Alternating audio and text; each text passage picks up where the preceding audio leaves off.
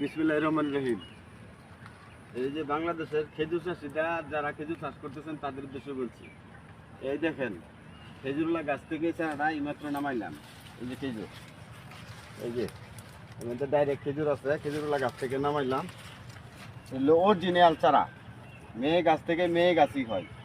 আপনারা যারা এই সিডিং বাজারের পালার মধ্যে না পড়িয়া বুঝতে শুনে গাছ লাগাবেন। দেখছি দেশি খেজুরের পাতা লাগাইয়া গাছ বিক্রি করে এরা গাম দিয়া, পরে আবার আমার কাছ থেকে গাছ নিয়ে যাবে লোকেরা ফেলায় থাকা। যার জন্য আপনারা দেখে শুনে পরে গাছ রোপণ করবেন।